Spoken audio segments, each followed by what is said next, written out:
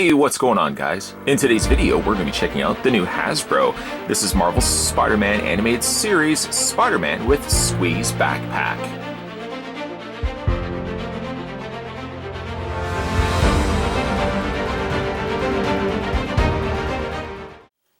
Okay, let's figure out how tall Spider-Man stands. The figure is 5.5 inches in height. Now, normally this would have been the time where I would have showed you his accessories that he comes included with. Unfortunately, Spider-Man here doesn't come with anything. Well, he does come with a gimmick, and we'll talk about the gimmick in a second. It has something to do with his backpack, and it has something to do with this rather odd-looking blue cord that's dangling out of the bottom of Spider-Man's hand. But we'll all look at that in a second. First things first, I want to look at the figure itself. Very difficult it is to review Spider-Man toys, Marvel toys in general, because a lot of times they don't list on the packaging what separates them from, say, other Spider-Man figures. So could you imagine young Billy has just turned 6 years old and his birthday is coming up, big birthday party with Pin the Tail on the Donkey. Yes, Billy's living in the 80s. And he has asked his parents for a Spider-Man figure. Now, specifically, he wants the Spider-Man from the new Spider-Man, Marvel Spider-Man cartoon series. I believe debuted in 2017, is currently airing. Unfortunately, though, packaging-wise, there's no indication. In fact, let me bring in the packaging right there. There's no indication at all what specific line this is, other than just saying Spider-Man across the top. I guess some fault could be made for the cartoon, because the cartoon it's not called, like, Web of Spider-Man. It's not called Amazing Spider-Man. I think it's just called Marvel's Spider-Man. So, I guess to that credit, the packaging does live up to exactly what it is. Even on the back of the packaging, it doesn't say anything other than be on the lookout for some additional characters on the side. So we'll move that out of the way. The figure itself is actually really nice. A new kind of design of Spider suit, kind of the Tom Holland suit now, recreated in cartoon form. And I do like the design. I'm still not 100% sold on the cartoon itself, but I have to admit it's a lot better than the Web of Spider-Man, or the one that had all the many different Spider-Men in the show itself. Didn't like that series. Was it like the Web Warriors or Spider-Man versus the Sinister Six, I think was the name of the cartoon. So I hated that cartoon. This one isn't that much. This one is better, but I still have not warmed up to it completely. So anyways, going back to the figure itself, here we have kind of a more modern take of Spider-Man's costume. It's decked out in this glorious looking metallic blue, which hopefully you can see here if you have your eyes open and you have your computer screen turned on. This metallic gold seems slightly departed from the blue that we get up here. The blue up here is slightly more of a softer version of that, and he gets very shiny legs, like he's smeared Crisco all over his legs. Other than the fact that the legs are a little too shiny for my liking, the color palette here is really nice. The head sculpt is decent. It's a fitting Spider-Man head sculpt. Little on the big side, but I think it works well for this particular costume, and specifically for this particular cartoon. The webbing here is rather sculpted in than it has been applied with paint. There's no additional black lining or anything like that on it. Instead, they just go with the sculpt to get the point across.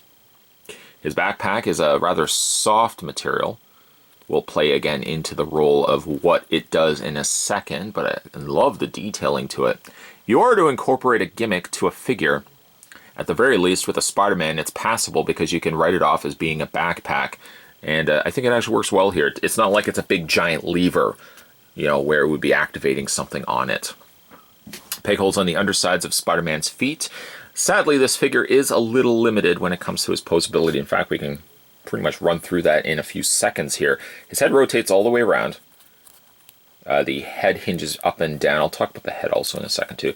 The arms for that matter, just has a straight swivel. And then the legs just swivel back and forth. That's it.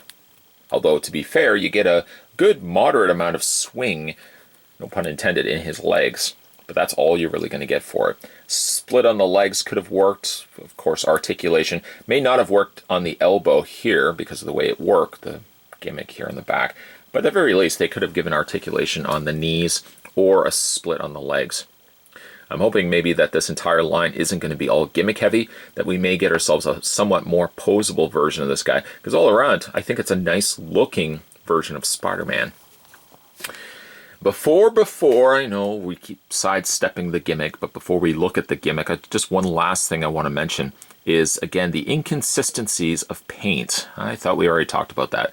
Not only do you have the shininess of the blue plastic, which doesn't quite jive here, but I also want to note, though, that the arm area does have a darker shade of blue than the torso. So really, a lot of colors here just don't match. This arm here seems to have a slightly lighter shade of plastic red than this arm right here. It's almost as if this arm here was painted and this arm here was actually the plastic in which they painted the blue. So it's slightly off the way that all the colors kind of come together. I also want to mention too that Spider-Man's head does match the plastic on the arm on this side, but these two reds don't match any other red that you see on the figure itself.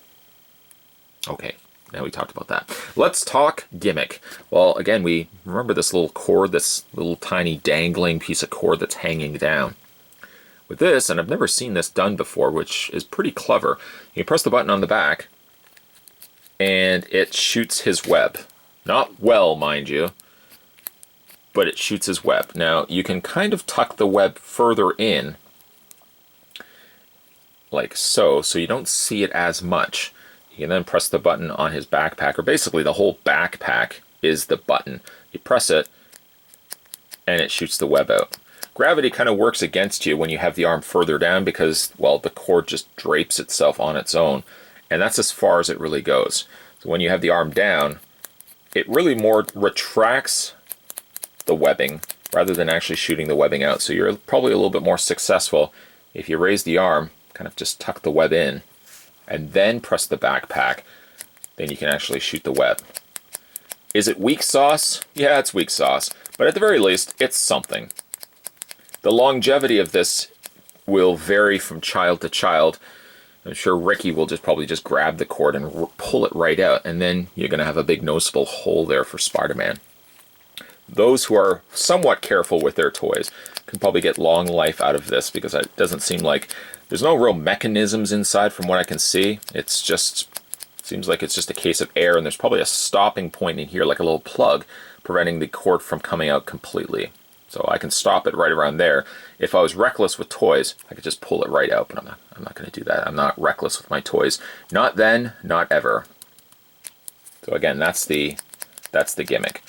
It could have been longer, I granted, yes. I suppose they could have also gone the route of just having a long cord and then a retraction tab at the top here, kind of like what they did with some of the old toys back then, where you could just pull this back to retract the cord that was dangling outward. This at least keeps everything contained. Again, it's not the strongest of gimmicks, but at the very least, it's not bad here on Spider-Man. So is the Spider-Man here from the 2017 Marvel Spider-Man cartoon weak? It's a little weak.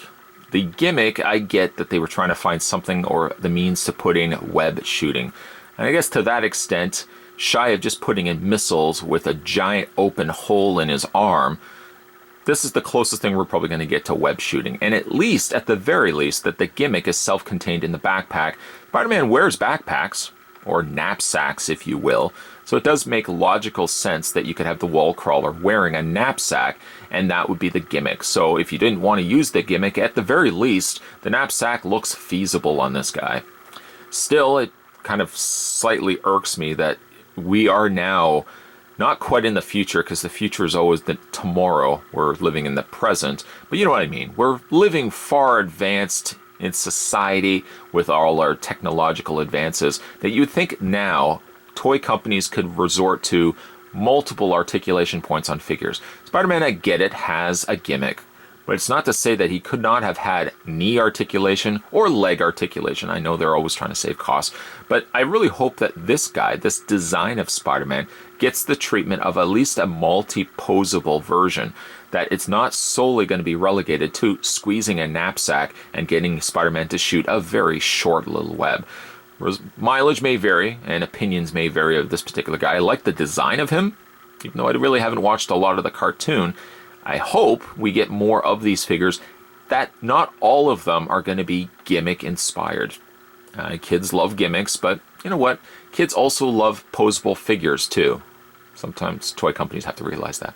Today, though, we were having a look at the very nameless title, Marvel's Spider-Man. I could put that in the title. I mean, anybody would not know that this is specifically the cartoon from the 2017-2018 year. I could probably put that in there as well, but then that becomes a very long-winded title.